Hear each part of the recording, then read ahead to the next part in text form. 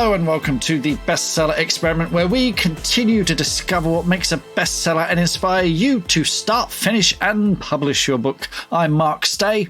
And I'm Mark DeVoe, and we'd like to thank all of the people that support this podcast. Every single person who's supported this show as a patron or as a member of the Bestseller Academy. We salute you all. Thank you so much. And if you would like to be part of that merry band, pop along to bestsellerexperiment.com/support to find out all the incredible goodies you can get, extra goodies, deep dives, all kinds of fantastic community things by being a part of this show. So thanks so much, Mr. Stay. How are you doing? I'm good, man. Talking about deep dives, we've got a deep dive out there on forensics, which is worth a year's subscription on its own, frankly. We've got, so do check that out. We've got some amazing deep dives recently. We had a great one on TikTok. We've got hundreds of hours of extra material out there, so do check it out. There was a brilliant one on ADHD, and forensics is definitely for people who love a bit of crime and thriller writing. Yeah, it's terrific. Fantastic really stuff. So, Mr. Stay, how are you finding these long winter evenings that are slowly drawing in? Well, I write first thing in the morning, so 7:30. So it's getting darker, it's getting colder, it's getting much more difficult to get out of bed in the first place, because you stick a toe out. Oh, it's cold, I'm not going out there, So it's some motivation. Certainly, up here in the Northern Hemisphere, motivation is it's tricky at the moment, So that thing of that we've always talked about, building habits, showing up, it's. I'm motivated because I've got to turn an edit in soon. I owe a book, so I don't have any choice. But once I'm up, once I've got a cup of tea and I'm in place in that desk just there to the right. It's all good, but yeah, it's just getting over that bump first thing in the morning. It's also that shift from the lovely, beautiful, warm summer's days to the drawing in of autumn or fall, as we call it over here. And I just want to say thank you to all of our friends down south. Down under. My daughter's over there right now telling me that it's 32 degrees and balmy in Brisbane. And I'm thinking, thanks so much for that. I really appreciate that. No, we're not jealous at all. But you know what? It's interesting. I had a conversation with someone the other day about this exact thing. And from a creative standpoint, there's also a real benefit to those rainy, cloudy days and evenings. And that is that you're not sitting there bashing away, firstly, in 32-degree heat, which is not very fun. But secondly, and every writer knows this, you don't feel quite as guilty writing when the weather's absolutely appalling than when you're sitting in your sauna of a writing area and it's beautiful weather and you think, I should be out in the garden, I should be in the park with the kids, I should be down at the beach, or whatever it might be for you. And so I tend to find that people get their best work done during these kind of these times of year, because you can be kind of more indulgent, and you know that you're not missing out. And that's the thing I always struggle with in spring and summer. I always want to be outside. Yeah, the thing is, if I go outside in the summer, I get sunburn after 5 minutes. So I tend to stay inside during the summer as well. I get what you mean. No, yeah, it's there is something. I wonder if that's why NaNoWriMo is in November. Did we ever ask him that? If that's why, because it is, I wonder. Maybe because like FamoWriMo or JanoWriMo, I don't know, DanoWriMo didn't work quite as well. But no, thinking about like not going outside, I was just wondering, that's a great, light and all the rest of it. You should think of a horror novel, like base a character around that. That could really work. It's been anyway. Let's dive into our incredible interview this week. Tell us about our special guest this week, Mark, Alan Gorevan. Alan Gorevan, I love speaking to Alan. He was such good fun. He's an Irish thriller writer, and he's also an intellectual property attorney, but he's also winner of the Irish Writers' Centre novel competition. And he had a pretty extraordinary year in 2020 during lockdown. So he's someone who was sort of biding his time as a writer. He was about to publish some stuff, and then lockdown happened. And then he managed to publish 7 books in 2020 alone, 3 novels, 3 novellas, and a collection of short stories. And it's like a career in a year. It's an incredible story. So we talk about that. We talk about revisiting old books and rewriting them. We talk about meeting reader expectations. And of course, we talk about how he released 7 books in 2020 alone. Brilliant. So let's dive in and listen to Mark chatting with the prolific releaser, Alan Gorevan. Alan Gorevan, welcome to the Bestseller Experiment. How are you today, sir? I'm very good, Mark. Thanks for having me. It's a kind of a rainy day in Dublin, but I've banked some words this morning, so I'm very happy. That's a good day indeed. Yet the skies here, they've suddenly turned dark, and I'm expecting some horsemen of the apocalypse to appear on the horizon. It was beautifully sunny. But anyway, enough of the weather. We always end up talking about the weather on these bloody things. You were introduced to me by our mutual friend, Aves Khan, who's been a guest on the show. Aves seems to know everyone in the industry. When he was in London recently, he does indeed. Yeah, I went to a launch party. I said, "Oh, it'd be good. You might meet some people." He walks through the door, like 6 people knew him immediately. But while we were spending the day, he said, "You've got to get Alan on the show because Alan had an extraordinary lockdown year." And that's what I want to talk about today. But also we'll talk about where it started and what have you. But 2019, you've been biding your time as a writer. You've been perfecting your craft. You finished books, looked at them, decided they're not quite good enough, but onwards, upwards, you keep writing. You're doing better and better. And then you think you've got, I've got this book. I think it's got good enough. Let's go to agents and publishers. And then 2020 happens. And exactly. This is a year many of us would like to confine to the past, but tell us what happened next.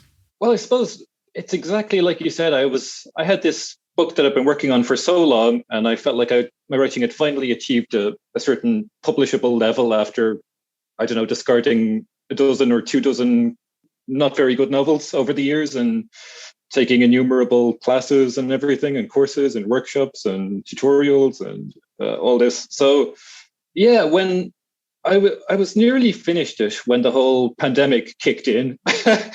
And I think like a lot of people then, everyone kind of found ways to deal with it. And I was kind of thinking, all right, I'm not going to sit around waiting for publishers or agents. I'm not going to submit it now because I think kind of my patience had dropped once the pandemic set in. I was kind of feeling like I didn't have the patience to wait, 6 months or a year for Word. So that's when I started thinking about the whole self-publishing thing, which I kind of shied away from in the past because like a lot of people, I kind of wanted to go down the traditional route.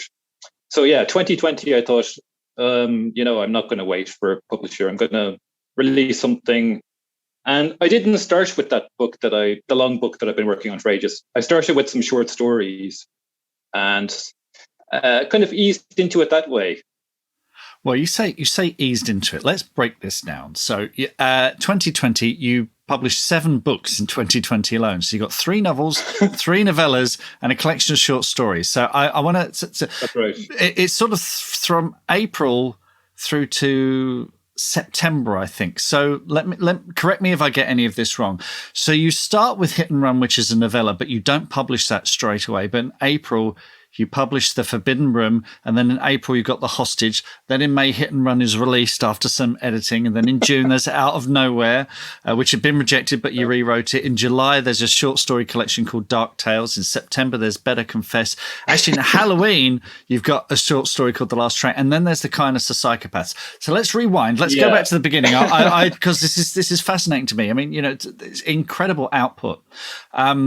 And getting the most amazing reviews and success as well. So let's go back to Hit and Run, which was a novella that you didn't publish it straight away. You that was kind of your, if I'm reading this right, your first sort of 2020 bit of completed fiction. Yeah, so I completed it, and for that one, I actually sought some feedback from another writer, and they gave me some good feedback. I think I was still kind of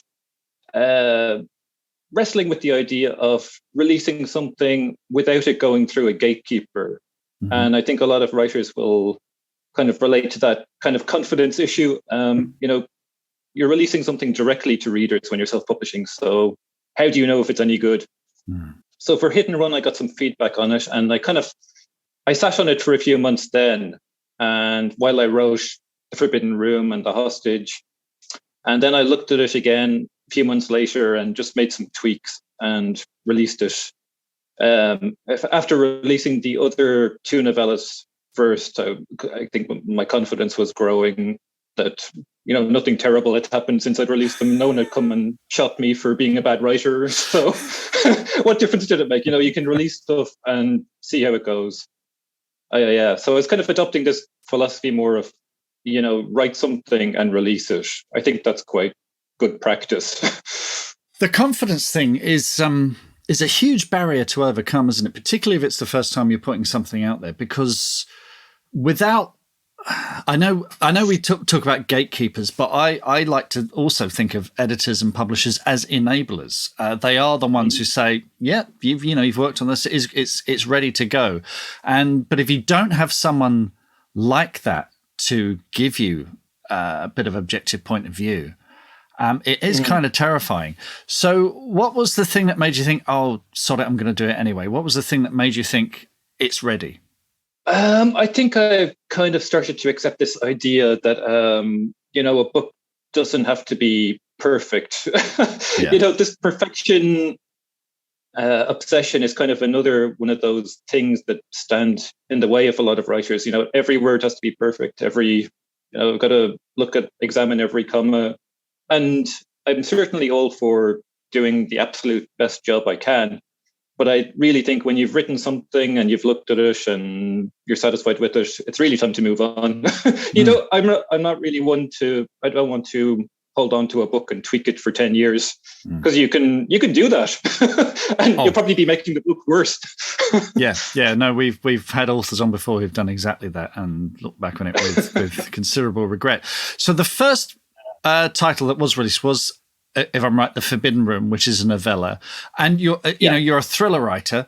Tell us about The Forbidden Room and tell us about how it came about. And was it written in a rush? Was it kind of a down and dirty, let's get it out there, or had it been sitting on the back burner for a while?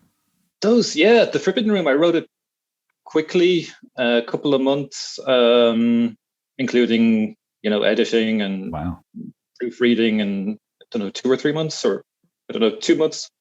It's all a blur now, isn't it? Yeah. It's all a blur.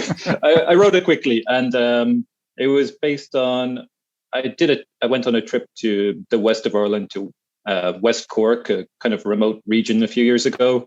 I went there, and it was like this meditation center on the cliffs, and I didn't do a lot of meditating, but I was thinking, this is a cool place for a thriller. I was like, okay, there's some, this is an interesting setting, and there's some strange people, and this would be cool. So yeah, in my novella then, so I have a couple who are taking a romantic break, and their car breaks down, and this region is really quite rough. It's cliffy, it's remote, it's it's stormy. It's if you get stuck there, you could really be quite stuck. So this couple go to the nearest house, and the rest of the story is really about what happens there. They go into a kind of a strange situation. They interrupt something a bit unusual. That is such classic author behavior. You're supposed to be going somewhere to meditate and become one with the universe, and you're sitting there going, no, people could be murdered here. Oh, yeah, this is great. Absolutely, yeah. Well, it paid off, obviously. And so then also in April, you've got The Hostage. Tell us about The Hostage and where that came from. Yeah, so this was another one loosely inspired by real events, where a young woman is at home when she sees the Irish version of a SWAT team. Like there's an armed response unit sort of coming over her garden wall, machine guns out, chasing someone. And so there's someone on the run who forces their way into this young woman's home. And once they're in, that's kind of, she realizes that she shouldn't have let them in, and she's in a lot of trouble now. It's another kind of classic thrillery kind of scenario. But yeah, I do like to get the action going straight away. So that's the start of it. And yeah, that goes from there. So that's Hostage is the second novella published. Yeah. And then in May, you've got Hit and Run. the third Yeah. novella. And so that you'd come back to this. This was the one that you thought, okay, this isn't quite ready. You don't publish it straight away. After Forbidden Room and The Hostage, we talked about the confidence thing. You've got the confidence to put stuff out there, knowing that a novel can't be perfect. What had you learned from The Forbidden Room and The Hostage at this point that made you think, okay, hit and run, let's go? Basically, cut all the bits that aren't interesting interesting to me. I kind of reread it as a reader and cut out everything that I didn't find particularly interesting. I think now I'm more ruthless in writing. When I write a scene, I write a scene that has to be there and that's something's happening in. And I really hate filler or slow books, marketed as thrillers that aren't actually thrillers. So I think I reread Hit and Run with that kind of view, tightening it up. And then I thought, yep, let's just release it, get it out there and see what people think. And just on the practical side of things, in terms of putting your books out there, the cover art, what were you learning about that kind of stuff? So writing copy, were there any little hints and tips that you were picking up along the way? God, yeah. So yeah, I mean, during those months, I was really immersing myself in all that stuff too. There's so many questions when you go to self-publish a book. I know you had Patricia Gibney talking about this too when she looked into self-publishing, and there's a lot to learn. There's a very steep learning curve from formatting the manuscript for Amazon, formatting it for Smashwords, formatting it for Google. They all have different requirements. And how do you design a cover? How do you take the ebook cover and turn it into a paperback cover? And how do you, all these kind of things. There's a lot to learn, but it's also quite interesting. And once you get a kind of a hang on it, once I'd done the first few, I think it became easier. With every release, it kind of got a bit faster. It didn't take me the weeks or days or weeks that it had taken for the first one. But again, was that a question of, you're talking about with Hit and Run, you're cutting away all the excess fat there. Do you apply that as much to your copy as well, your description copy? Were you finding, okay, let's not be precious about this. This is a thriller designed to thrill. Let's go straight down the line. Was that the sort of thing you were learning? Absolutely, yeah. Everything was focused on that. Sort of like with the covers and the titles and the copy. It was all like, does this say thriller? Hit and Run says thriller. The Hostage says thriller. The Forbidden Room kind of mystery thriller kind of thing. Does the cover art suggest the right genre? I think marketing the book in the right genre, making sure it actually hits reader expectations for the genre is important. Even though I'm self-publishing, so I can write whatever I want, but I don't want to disappoint readers. So I want to be very clear what I'm giving to them and deliver what I promise. Yeah, absolutely. And talking about the marketing side of things, are you doing Amazon ads, Facebook ads, newsletters? Are you building that kind of stuff in the background as well? Yeah, I experimented with mixed results in terms of paid advertising. I don't think I've quite cracked that yet. I did try it, but I made sales, but I was paying for those sales. I was spending more on sales than I was getting. So I haven't cracked that yet. Social media was really the main thing for me. I do have I get people signing up to my newsletter, but I only really, at the moment, would release a newsletter when I have something to say, like a new release or something. So it's not a very regular thing. So at the moment, it's social media, really. Excellent. Okay. And then in June, you publish Out of Nowhere, which was a novel that had been rejected in the past. So what brought you back to that, and what did you discover when you came back to that novel? And was it in a publishable form, or did you have to make changes? Yeah, so this was a novel that I had written a few years earlier, and it had won a prize here and got me my first agent, but it ended up not being published. And so I had the manuscript sitting there. So in June, I thought, maybe it's worth a look just to see if it's worth releasing or not. So I looked at it again. I thought, wow, this is very wordy and the pacing is really terrible. Right. So I could see why it had failed as a thriller. It was far too slow. You had all these long compound sentences that might belong in literary fiction, but not in a thriller. Right. So I probably deleted about half of the manuscript, and I thought the story was still good enough. I thought it was still an entertaining story, and if I cut some of the flab, it would be an entertaining read maybe. So I did that, and I thought, yeah, I'll release that and see what people think. So I mean, it was better than it just sitting there for doing nothing. I mean, why not? I put a lot of work into it, and I love this attitude. Let's put it out there and see what people think, because for a lot of people, publishing a book, it's the single most terrifying experience of their writing career. But no, let's put it out there to see what happens. Now, this is all happening during lockdown. Like many of us, I imagine, you're confined to your home. Was writing your all and everything? Was that your main focus? What was your day looking like during lockdown in order to produce this amount of content? Yeah, I mean, during those sort of early months, it really was. I wasn't working at my day job, so I had more time, and I wasn't really going out that much. So it really was the writing, the editing, the technical side of self-publishing. That was really occupying my days at that time. So that probably explains the output for that period. Yeah. Well, I mean, this is the thing. I think we're going to see a few stories like yours, Alan, where people took advantage of what was an extraordinary kind of pause in the everyday life and did something with it. So anyway, to continue, because we're nowhere near the end yet. This is only June. So you've published Out of Nowhere. Now, up to now, everything has been a novella. This is your first novel. What was the reaction to that like? Were readers kind of, yes, great, more, and give us more? What was the reaction to Out of Nowhere? Was it different to what had come before? It wasn't really different. It was, I suppose, over those first releases, it was, with each release, I would maybe approach one or two bloggers. So it was quite a gentle start.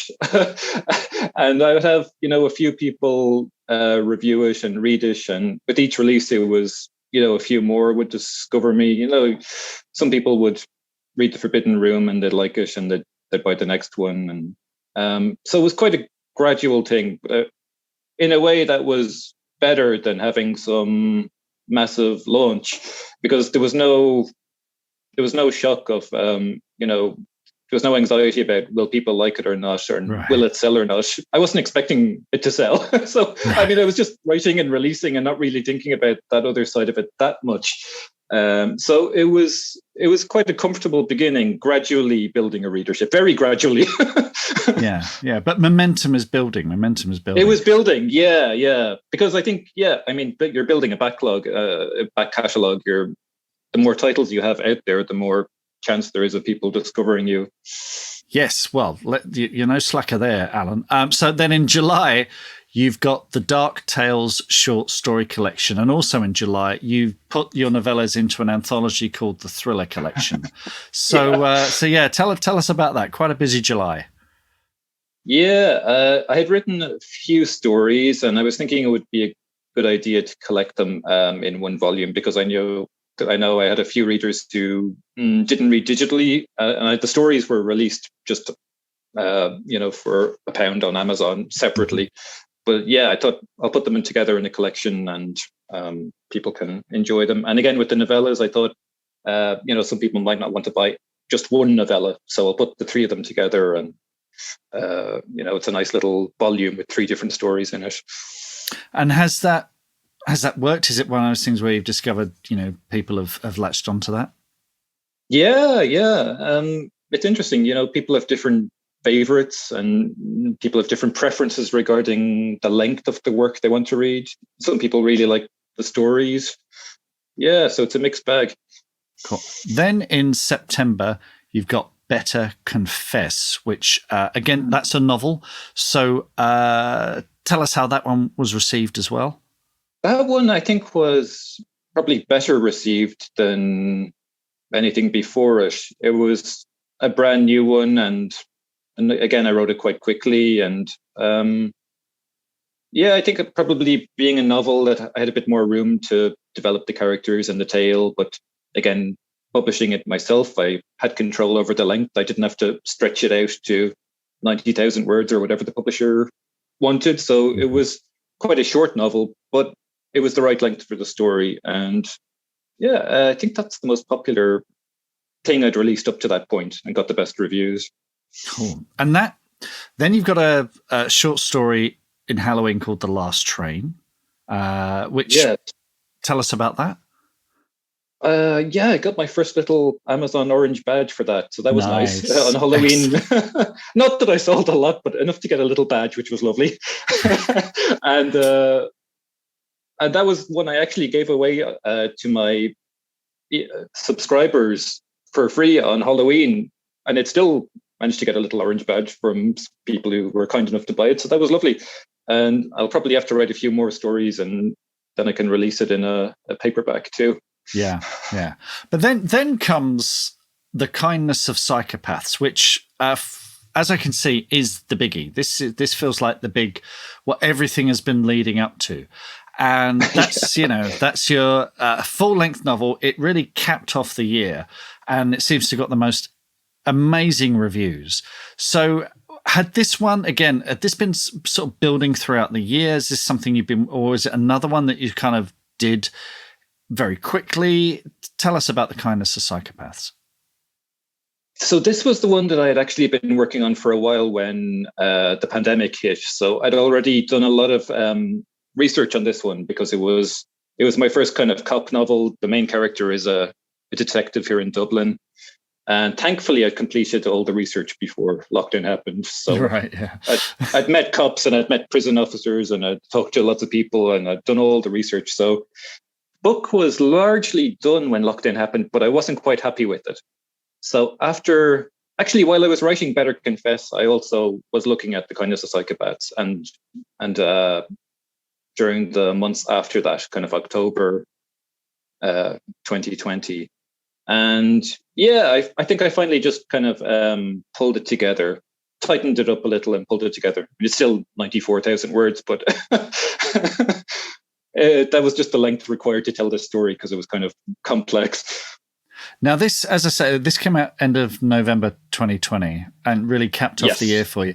Was there a feeling that this was different to the others, that it was a step up from the others? Were readers, had you built up a kind of a reader base by then? Is that what this had all been leading to? Absolutely, yeah. I really did feel like that. It was much more ambitious than anything I'd released before. Mm-hmm. So it kind of, it definitely felt like a step up. And I arranged a proper blog tour, and it's got a lot more attention than the other books. So I'm delighted with the way it's been received. As you say, it has got, gone down well with readers, thank goodness. Do you think you'd have got the same attention if you hadn't done those other books in the year? Or do you think that by doing the novellas and the short stories and, learning all kinds of aspects of self-publishing, do you think it would have been the same? I think not, maybe. And I'm glad that it happened the way it did. It was quite it was a good learning curve. And I'm glad I started with short things and progressed to a larger project. I think it worked out well that way. And then you now I'm not sure of the timing of this, but you got the Sharjah International Book Fair in the United Arab Emirates, which is an incredible book fair. I think that was through our mutual friend again, Aves Khan, that got you involved in that. That's extraordinary, platform to get your work out there. Tell us about that and what that experience was like.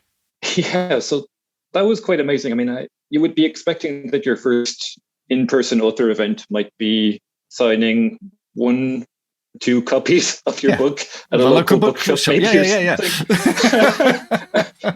That's the classic story. Like I think Dan Brown, talks about that doing his first book signing, and the only person who approached his desk was a lady looking for the toilets. Completely ignored. Wasn't interested in him at all.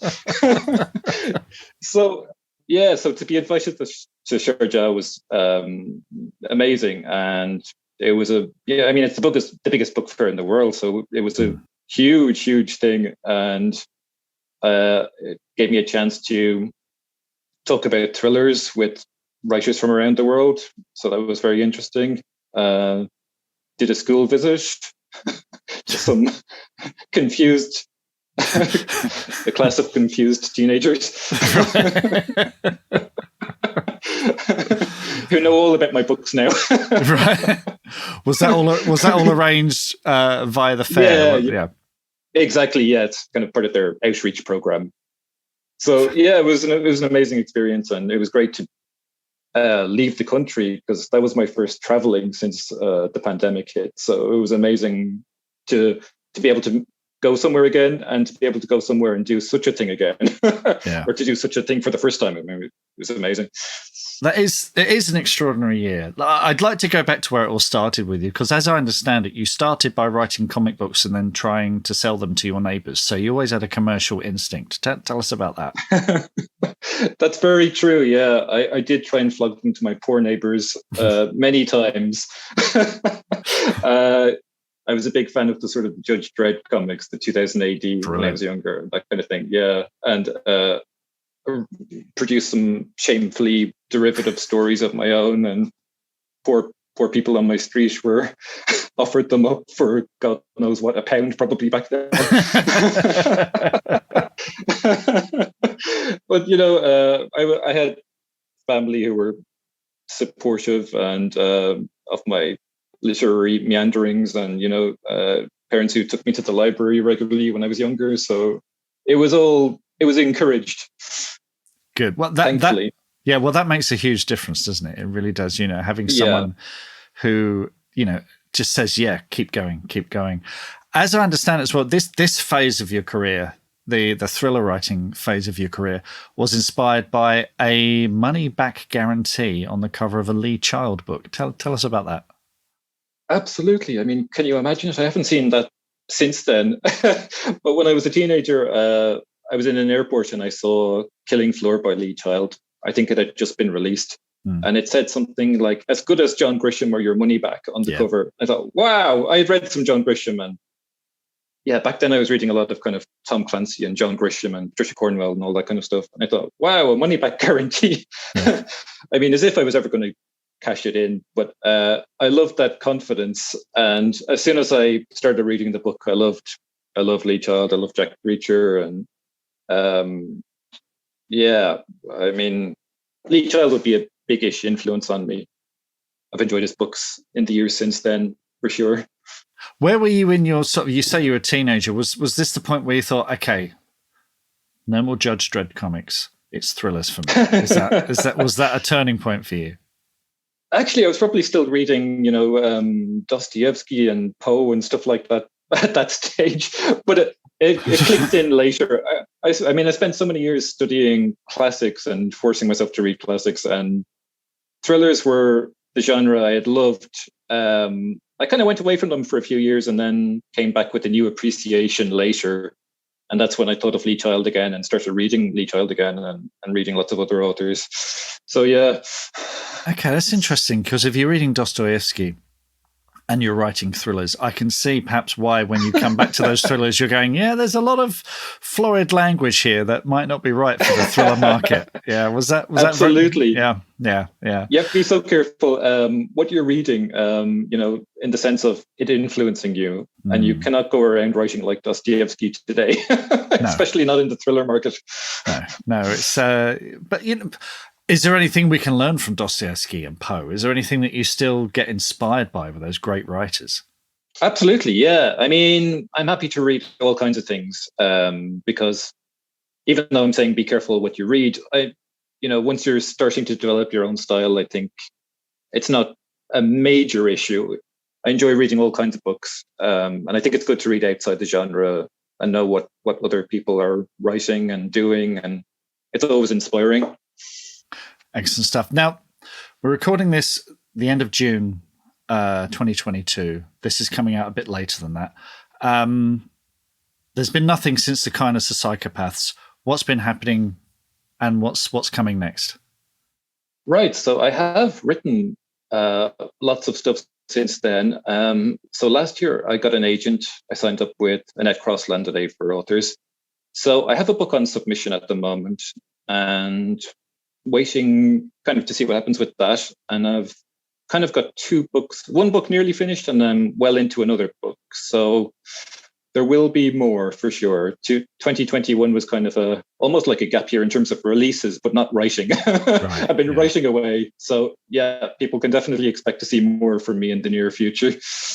Fantastic stuff, Alan. We really, really look forward to it. And thank you so much for sharing that extraordinary year with us. I think it's going to inspire a lot of people and can't wait to see what comes next. So, Alan, thanks so much. I hope to speak to you again soon. Thank you so much, Mark. Pleasure to be here. What are your writing dreams? Finishing that book, quitting the day job, becoming a best-selling author? Well, over 4 years, we've studied the advice of over 300 best-selling authors who've collectively sold over 500 million books. And we are excited to announce the Bestseller Academy. If you're ready to take your writing to the next level with accountability, craft, and coaching, your bestseller dreams are now only a click away. To find out more and apply, visit bestsellerexperiment.com/academy. That's bestsellerexperiment.com/academy. That is one of the most incredible stories I've heard. I don't think on the many years now of doing this podcast, I don't think I've ever heard of someone who's released so much material in such a short period of time. We have had a couple. I can't remember the names at the moment, but I mean, it's something it's one of the big advantages of being an indie author is that you can, if you've got stuff stored up, pent up, waiting to go out, you can, you're not beholden to those sort of retailer schedules that slows down traditional publishing. But that was extraordinary. It is what I love about Alan is he's releasing them and he's learning from each one. Learning something from each one and then applying those lessons to the next book that comes along. Yeah, and I it's really good to hear Alan remind us that a book does not have to be perfect, because I think one of the biggest reasons why people don't release something is their book isn't yet perfect. And it's interesting, kind of like continuation from our extended podcast last week where we were talking about the idea of perfection and how it holds people back. But this is a real struggle that a lot of authors go through, creatives. I mean, we all want to create the perfect piece of work. We want it to be the very best representation of ourselves. But they really, it sounds like Alan kind of broke through the duct and then the dam burst and everything came pouring out in terms of releasing. Yeah, you've got books, 2 books in April, a book in May, a book in June, a book in July, a book in September, then a Halloween short story, and then his big novel, The Kindness of Psychopaths. But his philosophy is write something and release it. There's no point, I can see there's no point sitting on it thinking, okay, if I let it sit here, it might become something else in the meantime. And so, but I think what's important is he was learning something from each one of these releases. He's figuring out what works and what doesn't. So when he gets to his novel, then that's when he gets his bestseller flag. So yeah, it's a fascinating journey, and like I say, it's like a career in a year. There are people, professional novelists who've never released that many books. So it's fascinating microcosm of publishing. Now, I want to go back and talk about Alan's youth, not his youth so much, but his early days of book selling, which started off sounded a bit like a door-to-door salesman, and selling the equivalent of an encyclopedia in a very short story format. This is fascinating, and I think there's a lot of untold stories about people selling things to neighbours. Yeah, I mean, selling comic books to neighbours, that's a brilliant start. I mean, it shows a bit of sort of entrepreneurial savvy there. But did you ever sell things to neighbours? I did. Where I lived, we had an apple tree, and so myself and my cousin, we gathered up all the windfall apples and tried selling them to neighbours. I think we made £1. I think a little old lady took pity on us and we got £1 out of her. So it was hardly Amazon.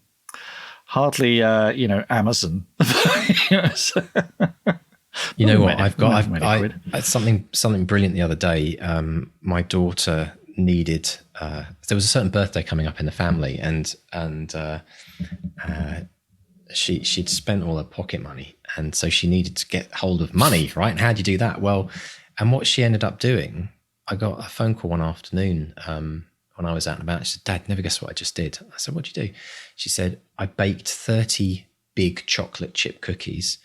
I walked." She's like 13, and I walked down to the neighbour's house, and I've made $30. I'm like, wow, good on you. And she said, "And you know what? The strategy I used, Dad, is I went past everyone's house." She's a devote. Totally, all through and through. She said, "I went past everyone's house." This is brilliant. And she said, "I looked for chalk drawings on the driveway, and I knew that's where the kids lived. So I went and banged on their door, and the kids opened the door and then guilted their parents into buying one of these warm cookies." I thought, oh, genius. That is absolutely, you are set for life, mate. I don't know what she's going to do. I think I'm just going to say, right, I'll buy the ingredients. but when we talk about like filtering your audience, we talk about it in the books, like how do you find your audience? I mean, there's a great example there. Brilliant. It's not brilliant. But the story that I had when my mum always tells me this. I don't remember it, of course, and I don't ever remember doing this, but my mum absolutely 100%. She said she had this little tin of these sweets. So anyone who ever grew up in Germany, you'll know these. They're called Pulmul, and they're like these licorice sweets that are good for when you've got like a lozenge when you need a bit you've got a bad throat. And there were these lovely little red tins that I love to keep these little tins. And one day my mum went to Sainsbury's and she bought a big bag of cherries. And I discovered that I was asking mum, I was curious about like pips and what's a pip? And she would explain to me as a 4 or 5-year-old that the pip is, the thing that then grows the tree. So I disappeared. I nicked the whole bag. I went up to my bedroom and I ate every single cherry. And not only did I eat every cherry, but I actually, with using my mouth, very industrially cleaned every single cherry. So there was no bits, straggles and stuff. And then I put them out on my windowsill to dry. And then a day later, I gathered them all up and I put them in this little Pulmul tin. And then without even telling my parents, but this was like the 70s, right? And kids are like, you're off for the day and you come back. And where have you been? I disappeared off. And apparently my mum then hears over the next week all these stories from the neighbours who had paid, I think, 10p for a cherry tree seed or a cherry tree pip. And apparently I went round and they couldn't turn me down. They were like this little cute kid in shorts. And I was so apparent. I was so like I had my sales pitch down and they just couldn't turn me down. And I made a ton. I was in Beano's for months. Honestly, it was amazing. And another piece of the puzzle falls into place. Exactly. So that's where it all started. But it made me think, Mark, I think there's a lot of people that did this as kids. I want people to tell us about, especially if you sold stories to your neighbours, or what's the weirdest thing that you ever tried to sell or did sell to neighbours when you were younger, or even as an adult. Because we used to wash cars. We used to, me and a friend we got a bucket and a sponge and a chamois leather, and we go door to door. Like, have your car washed, mate. In fact, there was near us in Leatherhead in Surrey, there was a TV personality, a guy called Ray Allen. He was a ventriloquist who had a puppet called Lord Charles. Do you remember? Yes, and he was like this him, posh puppet, and he was he's sloshed.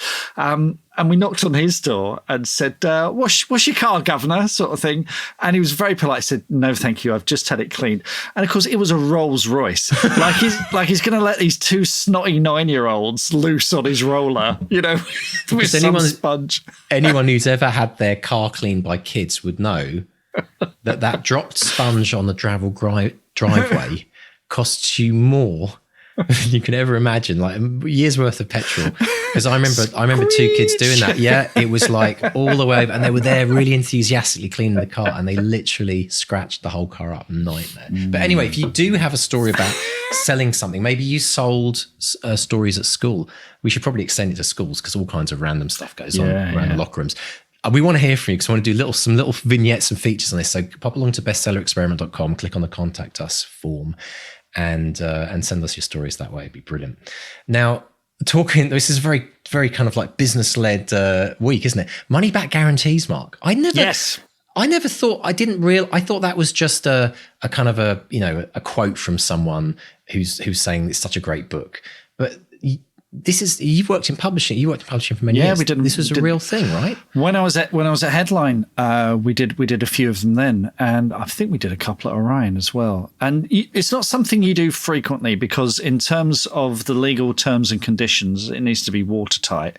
But we did them a few times where you'd have maybe a debut novelist who you're trying to make an impact, and you say they're as good as X or your money back, and that gets people picking the book up. You have a very sort of strict time limit on when people have to get back to you by, but I tell you what, very few people bother claiming that money. Very few people, and that's why publishers do it, because people have to they have to fill out a form and then send a proof of purchase and blah blah blah. Do you know blah, what it reminds me of? It's like those things on the cereal packets. Yeah, £5 of petrol voucher, or get this free thing, and nowadays you've actually now got to log in, you've got to fill out a form, you've got to register, you've got to take a photo of the receipt to prove that you purchased it. Because I thought of a little funny thing that people could do with that money back thing is, if they didn't have a time limit on it, you could go and find the biggest selling flops. You go to every secondhand bookshop in the world, pick up the novel for like 50p, and then get your 10 quid back or your 20 quid back. You'd be a millionaire overnight. There's always a time limit on these things. We used to do them quite a bit, and it was an interesting marketing thing that was very much in fashion for a short while, and then it sort of stopped. I don't think I've seen any recently. I mean, I'm sure it still goes on, but this was pre-Kindle, actually, so maybe that's why. That was, because you've got that. It's all coming back through the retailer, so I doubt you could do it with an ebook, because then you've got Amazon going, hang on, why are all these people claiming refunds on this ebook? But it was something that we did for a while, and but very few people actually took you up on the offer. It was a really interesting phenomenon. Yeah, fantastic.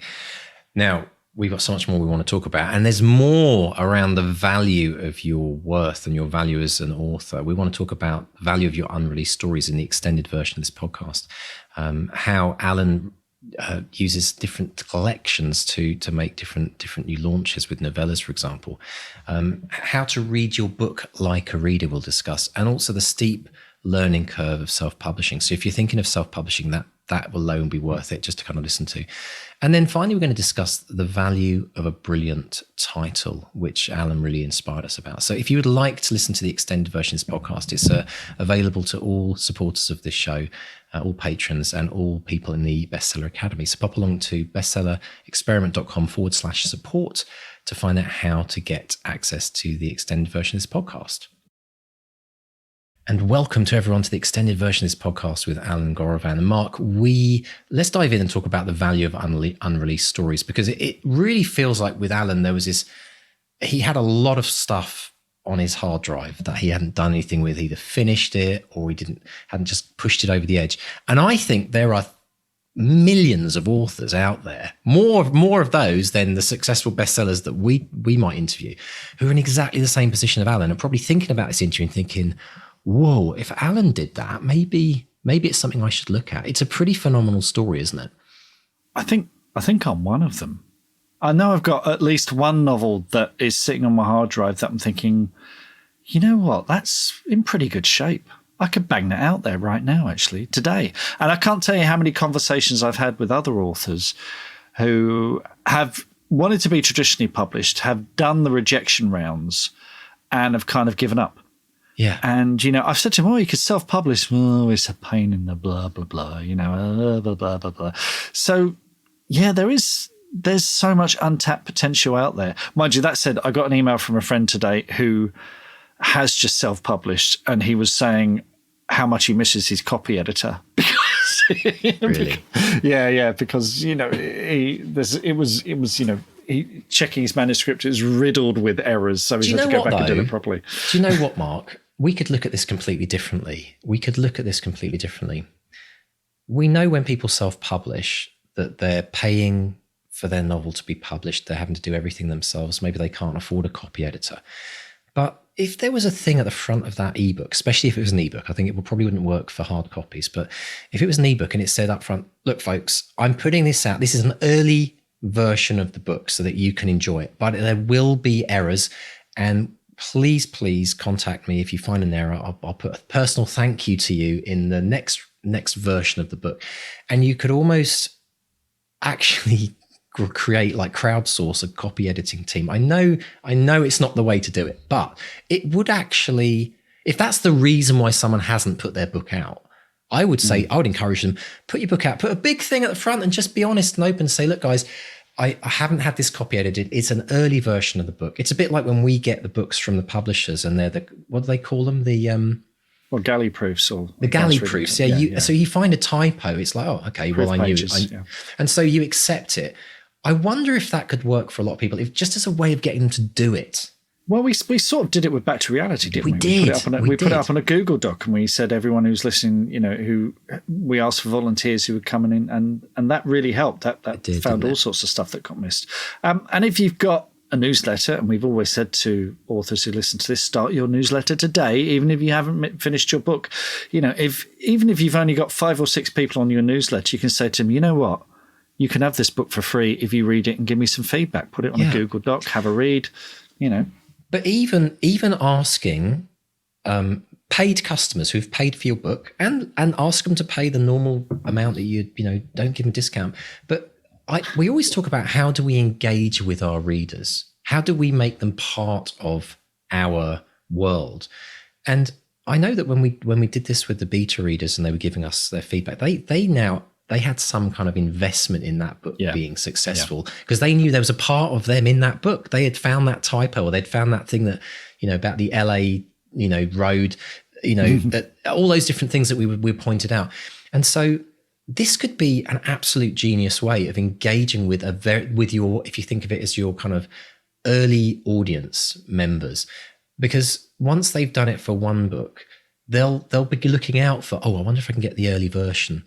And it doesn't even have to be on a mailing list. It can just be out there on Amazon. But as long as you put it up front and you have a process to say, this is how you can submit, and you could have a Google form that says page 71, paragraph 3, this word's misspelt. And then if you say, I'll put you in futures, then the cost to the author of just adding them to a list of thank yous for my copy editors, my copy editing team, you become part of that. Because that's what happens in reality, isn't it? People do drop us emails and say, I found a typo. And I always want to, if I ever see something in a big best-selling novel, I think, oh my gosh, I can't believe there's a typo in Pillars of the Earth. I want to actually email someone and say, I found this typo. Maybe change it for the next run or something. Yes, and email the publisher. Don't email the bloody author. Well, but if you're self-published, right, that's where it goes. Yeah, if you're self-published, that's different. But before publication, absolutely, yes, it should be part of your process. Post-publication, I don't know, there's an expectation from the reader that they're going to get something that's finished. And I think you're in danger. I'm sure there are people who do it. And if there are, let us know. But I think if we all something about that contract between reader and But the thing is that's the difference now. We're talking about a publishing industry that for years has always been about the printing press. And it's still very early days. Electronic publishing, like in the big scheme of things, we're still in our little shorts running around playgrounds. And I think it will become more acceptable over time. And again, as I said, not for hard copies, because that's, once you print it, it's there and the mistake is there forever. But in an ebook, I think that you can have versions of it. And the fact that we know that there are mistakes, there's even mistakes in the best copywriters and editors in the world, they will not find every mistake. I just think there's something in that. And I think there's much more value about getting the engagement from your audience and making them a way, like how else can you get people to engage? They have to in some way help you. They have to some way feed something back to you and then know that they've been a part of that process. And it's not writing a review. It's still not engaging. You're helping the author by putting it up there if it's a good review, but you're still not kind of engaging with having contributed towards the book, which is what a typo or a spelling mistake does. But that's why a lot of indie authors have these advanced reading groups that will, read it and have a review ready for Goodreads and Amazon on the day of publication. That's maybe that's the way.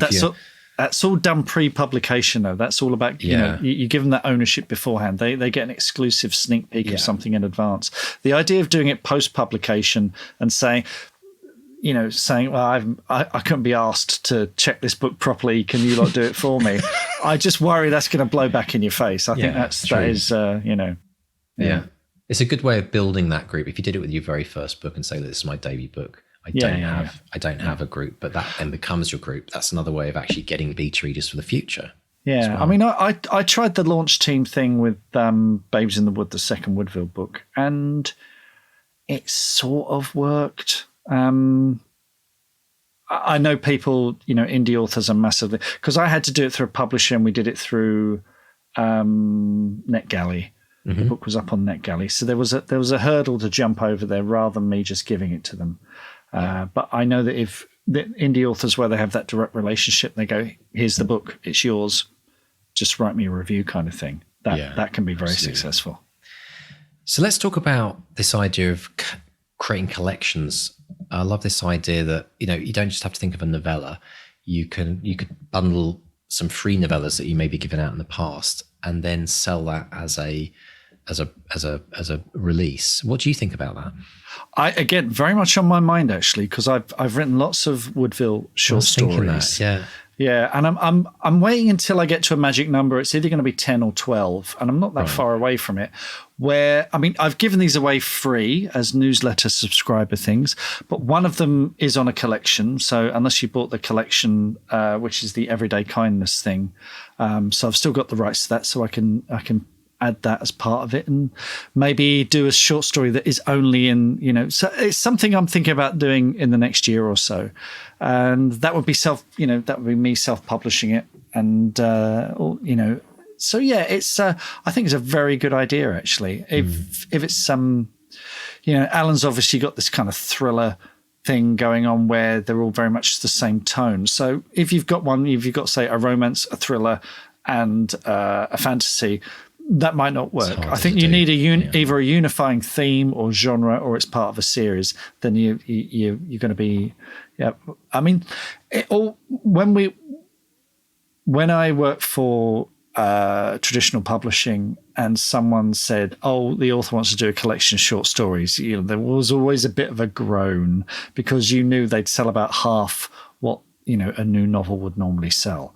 So there is a slightly more limited appeal. But if you're an indie author looking for another outlet, another way of making a few quid, then yeah, absolutely. It's and you see these bundles all the time, these big collections of trilogies and and more and series on ebook, which cost virtually nothing to produce once you've done all the expenses. Up front, once you've already published them. It's just a matter of repackaging them. I mean, we did do these at Orion as well. We did bundle ebook collections together, but personally, I think we got the pricing wrong. They were very expensive compared to what indie authors are doing. So they would be a good way in some ways of introducing a reader to a new author. A short story is not as much as an investment of someone's time, and if they love the style, it will naturally lead you into wanting to read the books, and maybe that's what Alan's been experiencing as well. Yeah. Now, he also talked about reading your book like a reader, and I love that saying, but it made me stop and think, that's really hard. That's why editors exist, because it's really hard. So I think it requires a special kind of person to be able to stand the way and not be somehow cut off emotionally and be hypercritical in a way that doesn't beat themselves up. What do you think about that as a philosophy for people to kind of like get into that mindset to do? It's an essential skill to develop, and it's something that you get better at as time goes on. That kind of giving yourself that kind of objectivity. I still put my stuff away for 6 weeks after the first draft, because after 6 weeks I come back to it and it does.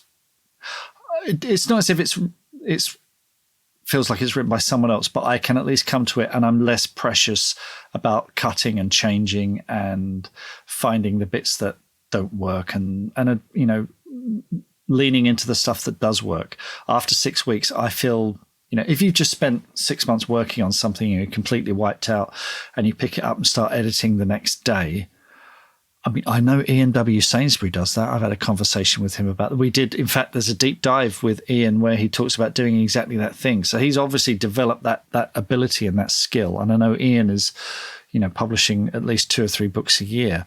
But I still need that 6 weeks before I can come back to it and go, okay, I don't feel like I'm not going to cry if I want to cut that opening chapter or completely change that character or delete that character or whatever it is I need to do to improve it. But then I also have, I've got other projects going on. So once I finish a novel, I'm moving on to a screenplay or a TV pilot or something else like that, and exercising a very different muscle as well. And with Alan, I mean, as we said, he's got 2 books in April, a book in May, June, July, September, October. So he's obviously moving from project to project at such speed that by the time he's on to the 3rd book, he goes back to the 1st book, and it will feel like it's he will be reading it like he's a reader and not the author. So I guess if you've always got something going on, always something simmering on the back burner, then going back to that is going to be, you'll be able to go back to that with a lot more objectivity. There is also a danger in this where you've had a kind of build-up of back catalogue, which you've then released in a very, very quick succession, and that you almost, to your favorite fans, if you like, you might be setting a bit of an expectation of a release schedule, and then eventually, obviously, once the back catalogue is all out there, how do you keep up? You can't keep up at that rate. And then you've got to deal with that. Hey, you probably get a ton of emails. Oh, can't wait for you. You seem to slow down a bit. It's like, because people are, once somebody's into an author and they love them, they just want to consume as much as they can get. And so that might be a challenge, right? For people, that's worth considering the kind of knock-on effect to the other side.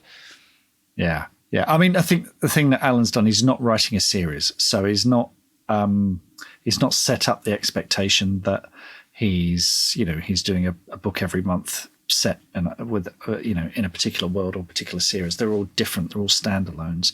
And I think that's worked to his advantage because readers, even if they only like 3 of his books, they bought 3 of his books, which is, and if you've only got 1 book out there, it becomes a binary thing. Either you like it or you don't. But if you've got 7 or 8 books out in a year or whatever, then it's like spread betting. The odds are someone's going to like 1 of them. So it's about getting that, and I hate this word, but getting that content out there, because it does increase your odds of sales. Yeah, absolutely. Let's talk about the steep learning curve of self-publishing that Alan alluded to. I mean, we've both been through that process with Back to Reality. You've obviously done it a number of other times as well, and you've done hybrid releases. But for people who have been through it, they're kind of there nodding, going, yeah, there's a lot to learn early on. For people who are about to do it, we do need to kind of prepare them in some ways for that journey, because there's a lot of things that are kind of not like a dark art, but there's a lot of technical stuff when he talked about formatting books for different types of outputs. And it can be a pain in the backside. I mean, I remember just before we released Back to Reality, we were having problems with formatting. And do you remember those nights? It was just like, oh my gosh. Yeah, that was pre-Vellum though. I think, a bit of software like Vellum and other alternatives really, really help. I think it is a steep learning curve, and it's a learning curve that never ever stops, because there's always something that Amazon are constantly changing the goalposts, as are all the other retailers. If you're looking at advertising on Amazon or Facebook, that is its own kind of, living nightmare that never ends. And then you get people who say, well, I don't want to do that. We've had people who don't do any advertising at all, but have a direct relationship with their readers via a newsletter or whatever. There's no one way of doing this. There's no self-publishing formula, to coin a phrase. But there isn't. There's a million ways of doing it. But the crucial thing is there is a community out there that will give you help. And I think there is a fear that, if I ask questions, will I feel like an idiot? But no, if you find a community like ours, there are brilliant authors on there who've done very well at this, who will step in and help. So I think the key thing is to know that it is a learning curve, that it's always changing. It's never fixed in place, but there is help out there if you ask for it. And it's worth remembering, isn't it? As Alan said about the process speeds up. the first book you ever self-publish will be the hardest book you ever self-publish. It does.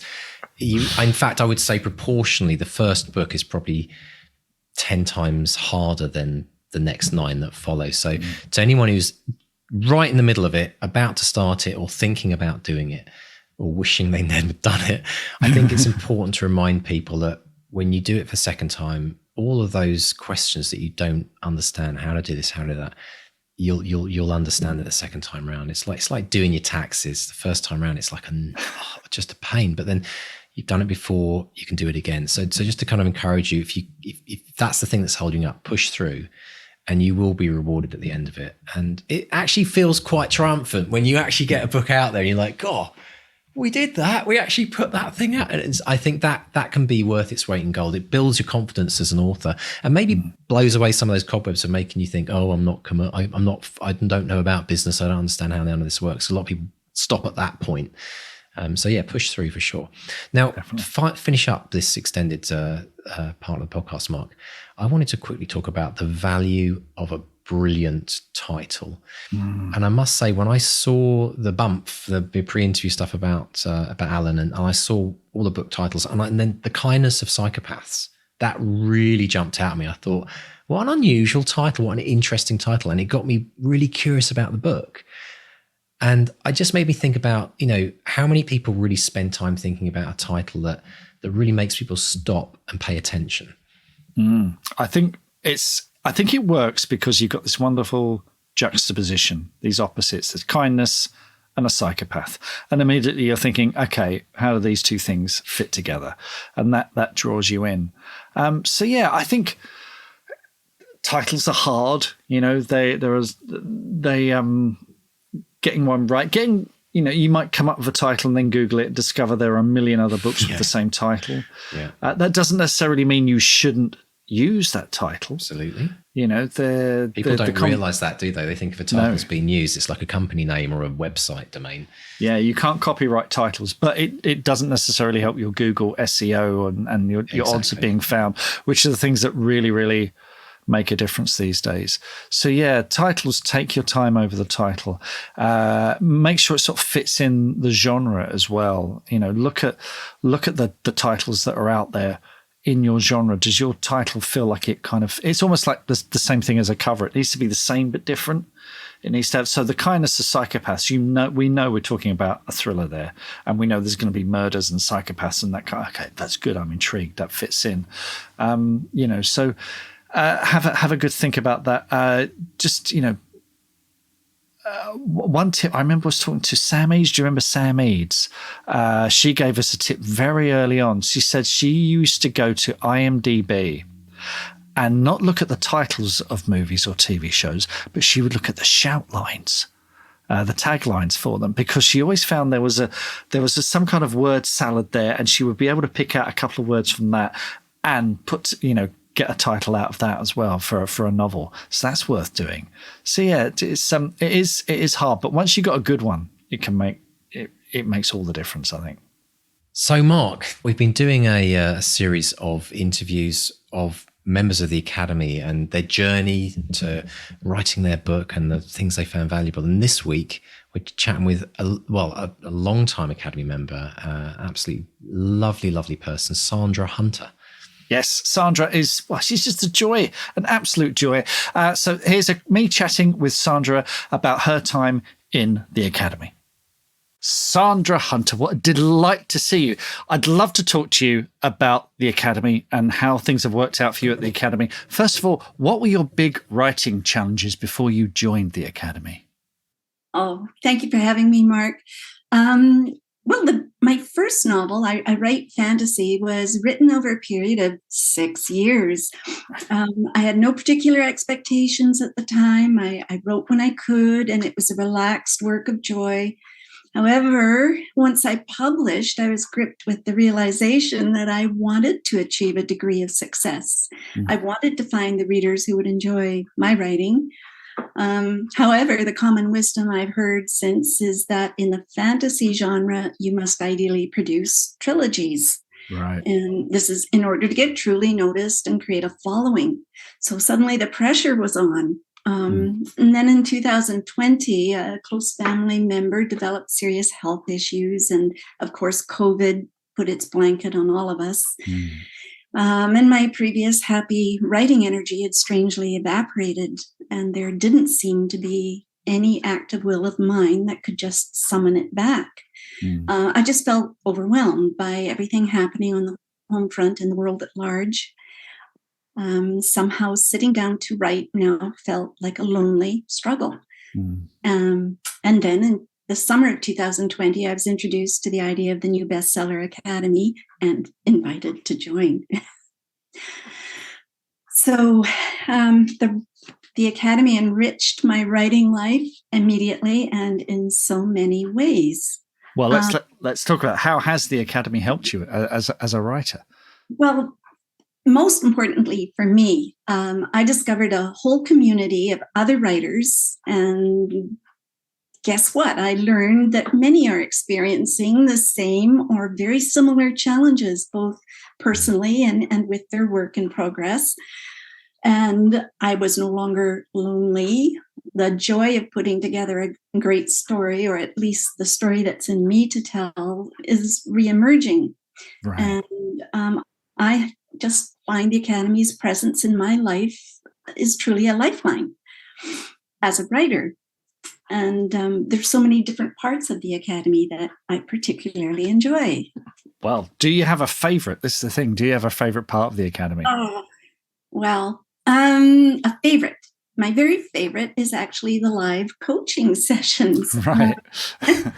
It's a way of meeting the others in the Academy. It's a way of getting a feel for the personalities. And I learned by way of the live coaching sessions that I wasn't bad or lazy or an imposter. I was just stuck. And all the tools and support I need in order to find the joy again are here in the Academy. I always come away from the coaching sessions feeling uplifted and encouraged. And in general, I find the coaches and the other academates are amazing and supportive, whether it's in the forums or elsewhere on the campus. So that had to be my very favorite. Oh, that's wonderful. That's just favorite. Can I have too? Don't let me stop you. Go for it. No, the courses are great. I love learning, but you can get a bit overwhelmed with all the how-to-do books. And I do realize that the best how-to-do is just get on with it. But I love to learn, and I found the courses, our bestseller roadmap, were wonderfully laid out. And each course was relevant to a stage of our progress in writing and or planning our novel right from beginning to end. So I actually enjoyed doing them, and I printed out my study sheets and worked on them as they related to my book, my path. And they live in a binder, which I do go back and review as I need to, which is quite often. So those are really important tools to me. And I'm very, very happy to be here. I'm glad I made that big decision. We're just delighted to have you in the Academy. You've become such a valuable member of the community. Tell us, now you mentioned you've got one book out already. I know you're working on the second in a series. Tell us about your books, your work. Okay. I write fantasy under the name of Sandra A. Hunter. I have 2 novels currently available on Amazon. One is an urban fantasy titled Daughter of Earth and Fire. It's about dragon shifters who in their human form run an airport at a local regional airport. I have a medieval alternate Earth fantasy titled The Guardian Forest, which features a sentient forest as a prominent character, with my protagonist as the only one as yet who can hear its voice. So I'm currently working on book 2 and 3 of the Guardian Forest series. And I've also published some short stories and poetry. I'm a member of SF Canada and live on Vancouver Island on Canada's west coast. Wonderful. So lots of oceans and forests always in my work. And I've been lucky enough to read your stuff, and it's beautifully written. It is really evocative. So it's wonderful stuff. Sandra, thank you so much for taking the time to speak to me today. And I know I'll be speaking to you again very soon, because we've got craft coaching in a minute, haven't we? I'm looking forward to it. Thank you so much, Mark. Take care. Bye-bye. Bye. And folks, I've put a link in the show notes so you can check out Sandra's writing. And it is definitely worth checking out. Like I said, I've had the privilege of reading her stuff, and it's really, really good. Yeah, we interviewed Shannon Mayer, didn't we, very, very early on. And a lot of people are now very familiar with Shannon's work out in the world. I think she's millions of books sold. And I remember her chatting with her, and she was telling me about this writer, Sandra Hunter. She was saying her stuff's absolutely brilliant. And it was so interesting listening to Sandra's kind of journey of rebuilding that love that she talked about, the joy of putting things together. And it was interesting because people forget that it's not just about the challenges necessarily of writing and the stories, but it's about feeling alone, that lonely journey that she had. Yeah. And I think I can't mention that enough. And hearing her say that the Academy was like a lifeline for her, I think that's one of the reasons why it was so important to set up this community, so that, because a lot of times that pathway of loneliness, of struggle, that ends in people giving up writing and then regrets throughout their life of, I wish I'd written that book. Why didn't I put that book out? So it was absolutely brilliant to hear. So thank you so much as well to Sandra for sharing her kind of journey with us. And if it's inspired you, if you're in that kind of place where Sandra is, then don't forget to check out the Academy. It's at academy.bestsellerexperiment.com. So Mark, wins on and social media this week. Well, let's start with Sandra Hunter. Sandra got in touch.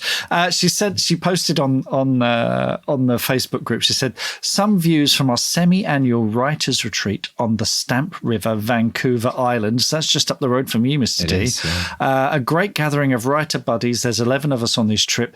Everyone has their goals set this week from everything. And she's put these photos of this gorgeous log cabin. There are deer, there's a roaring fire, and she said, I wish you guys could join us here. Well, Sandra, I am available if you want to. If someone can stump up for the flights and everything, I'll happily run a retreat for you guys. Absolutely, it looks absolutely gorgeous. But seriously, that looks great. Do you know what, Mark? You've been on this one, haven't you? I've been on that retreat twice actually, because as part of a local writing group that I'm a part of, it is one of my favourite places in the world.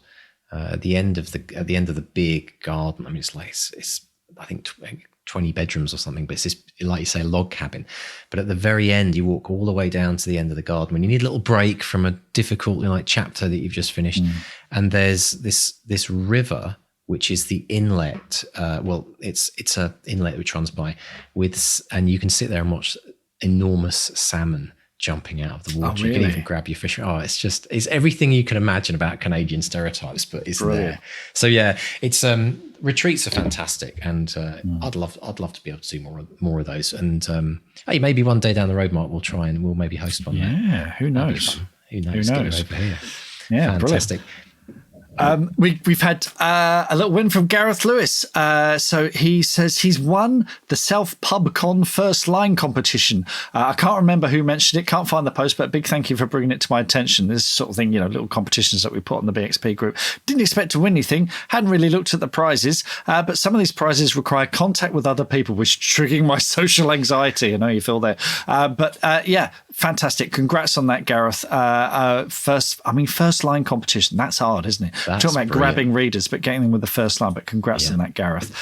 We've had a declaration from David Hensley on social media. I'm submitting to Writers of the Future while simultaneously trying to write and sell my first novel. So my goal is to go professional before I can place in the Writers of the Future. So good luck with that, David. Fingers crossed for you on that. And Jeff White, long-time supporter of the podcast as well. Jeff, he says, I'm putting the final touches on my freelance copywriting and content marketing website.